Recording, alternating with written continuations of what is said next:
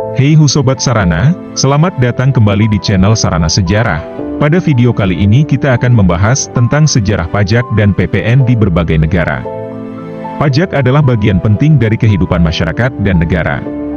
Tetapi, bagaimana sejarah pajak berkembang? Dan bagaimana pajak pertambahan nilai atau PPN diterapkan di berbagai negara? Simak penjelasan lengkapnya dalam video ini. Sebelum masuk ke videonya jangan lupa like, komen, dan share ke teman-teman kalian untuk menambah wawasan sejarah kalian. Kemudian jangan lupa juga nyalakan lonceng notifikasi untuk mendapatkan update terbaru dari Sarana Sejarah. Sarana belajar sejarahmu.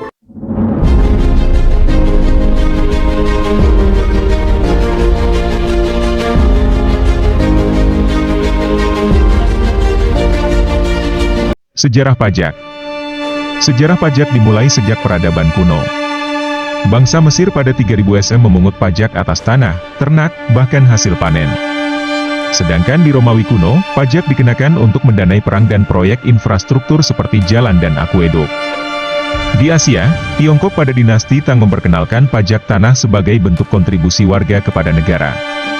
Sementara itu, di Eropa abad pertengahan, pajak dikenakan oleh raja-raja atas tanah dan hasil bumi untuk menopang kekuasaan mereka. Evolusi pajak PPN di dunia. Pajak pertambahan nilai, atau PPN, adalah salah satu jenis pajak yang paling umum di dunia. Konsep ini pertama kali diperkenalkan oleh seorang ekonom Prancis, Maurice Laure, pada tahun 1954. Prancis menjadi negara pertama yang menerapkan PPN, dan sejak itu, lebih dari 160 negara di dunia mengadopsinya. Lalu, bagaimana penerapan PPN di berbagai negara? PPN di Eropa. Di Uni Eropa, PPN adalah sumber pendapatan utama. Rata-rata tarif PPN di negara-negara Uni Eropa adalah 20%.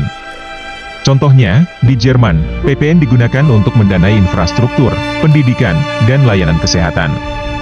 Di Inggris, yang memiliki VAT atau Value Added Tax, tarif standar adalah 20%, namun barang kebutuhan pokok seperti makanan tidak dikenakan pajak. PPN di Asia. Di Asia, PPN juga memegang peran penting. Di Tiongkok, PPN dikenakan pada hampir semua produk dengan tarif standar 13%. Pajak ini digunakan untuk membiayai pembangunan teknologi dan inovasi. Di Indonesia, PPN pertama kali diperkenalkan pada tahun 1984 dengan tarif 10%. Pendapatan dari PPN digunakan untuk membiayai pendidikan, infrastruktur, dan program sosial.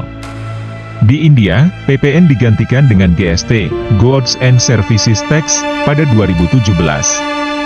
Pajak ini menyederhanakan sistem perpajakan negara dan membantu mendorong pertumbuhan ekonomi. PPN di Amerika dan Afrika. Uniknya, di Amerika Serikat, sistem PPN tidak digunakan. Sebagai gantinya, mereka memiliki pajak penjualan, sales tax, yang dikenakan di tingkat negara bagian.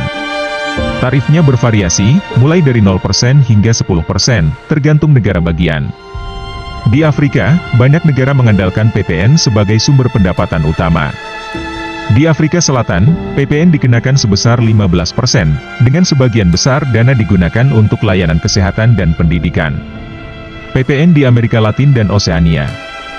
Di Brasil, PPN dikenal sebagai ICMS, dengan tarif bervariasi antara 7% hingga 18%. Pajak ini digunakan untuk mendanai program pengentasan kemiskinan dan pembangunan infrastruktur.